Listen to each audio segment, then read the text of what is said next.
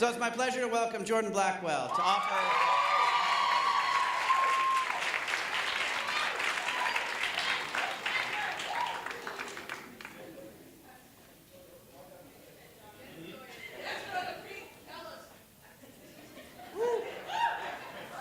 All right. Naked I came from my mother's womb.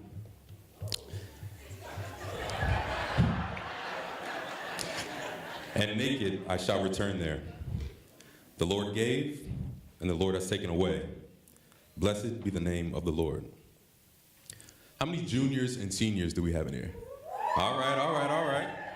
Now, show of hands, how many of you have been asked what you're doing after graduation? Now, how many know? That's what I thought. No, it can get annoying after a while. It can. And unfortunately, it doesn't stop after graduation. I've never liked talking in front of people. I still don't. To this day, I get nervous whenever I speak in front of a crowd, no matter the size of the crowd. However, when I got to Georgetown as a freshman, I found myself in various situations where I'm in front of a crowd talking. And what I've noticed was that invariably, I'd be talking about my faith in some capacity. I remember my sophomore year, I was asked to speak about how music informed my faith. I was scared, but I did it. Senior year, I was asked to speak on Youth Sunday at a local church where I played the piano. I was scared, but I did it. That same year, I was asked to give the invocation at the Let Freedom Ring celebration at the Kennedy Center. Best believe that in front of 1,000 people, I was scared, but I did it.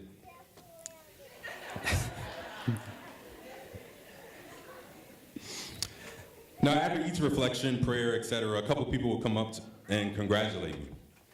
They would say they enjoyed what I said, that it spoke to them. And then they would ask me if I was ever thinking of going to seminary. And I would say, nah, not really. I think the Lord has a different calling on my life. And then they'd say, okay, and that would be that.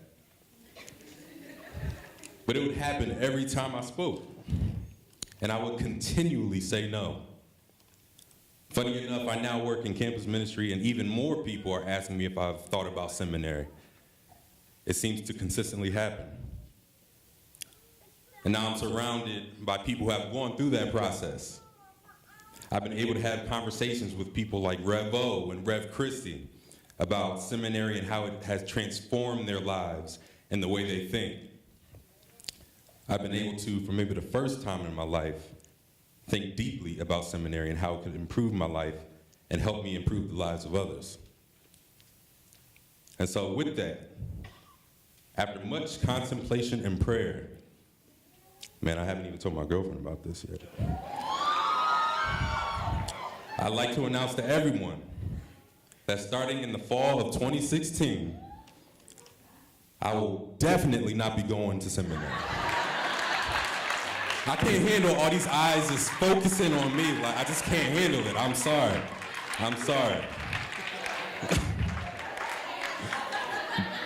But I am truly honored and grateful to Rev O and Rev Christie for giving me the opportunity to speak today. Thank you. Oh man, that was stupid. But I do love to travel. I've been blessed to have traveled to 3 different countries this year, and each experience has been one I won't easily forget. My first time in Europe was this summer when I spent 3 weeks in Rome for an internship with a gospel choir, no less. I remember sitting on the couch in my living room before leaving for the airport, and all my bags were packed, and I was excited and nervous. I'm thinking about how I've never spent so much time on a plane before. I've never traveled alone to a foreign country where I didn't speak the language, and how I've never lived 4,000 miles away from everything and everyone I knew. And then 22 days later, I was right back on that couch. I didn't look too different than when I left. I barely posted any pictures on social media about the trip. Most people had no idea I even left unless I told them. I started on that couch, and I ended on that couch. And I think that's a funny concept. I ended where I started. point A equaled point B. My starting point was my destination point. The one thing about that trip I knew for sure was that it would start on June 14th and it would end on July 7th. The rest would be a pleasant surprise that would unfold as I lived it out. Now, one thing I knew coming into Georgetown was that it would start on August 31st, 2011, and would end on May 16th, 2015. The rest would be a pleasant surprise that would unfold as I lived it out.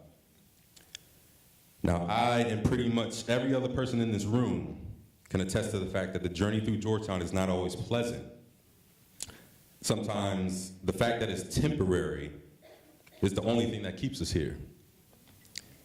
But nonetheless, the time you spend here will be an unforgettable 2, 3, 4, 5 years of your life. That we know for sure. As I said, I work in campus ministry now. I would have never imagined myself in this position a year ago. But now that I'm here, I wouldn't have it any other way. I'm very grateful for this part of my journey. The people I've met, the things I've learned have all added to my life in ways that will outlive my tenure at this position. However, I don't know how my life will unfold. I don't know what this job will lead to. All I know is that this job started on July 20th, 2015, and it will end one day. The rest, that's a pleasant surprise that will unfold as I live it out.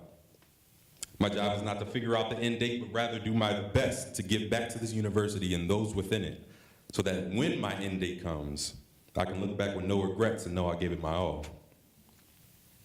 Final date, July 16th, 1993. On this day, naked, I came from my mother's room. 8 pounds, 12 ounces. There will come a day in the future where naked I shall return there. That I know for sure. And that goes for all of us. We all have a start date and an end date, a point A and a point B. Our job is not to worry about the final destination, but to live our lives with love for our God and for each other, so that whenever that end date comes, we can look back and honestly say that the journey was a pleasant surprise. And I pray that this time here, the song and dance from this amazing gospel choir, the fellowship with our peers, will help us all enjoy this unfolding journey that we're taking together. Amen. Thank you.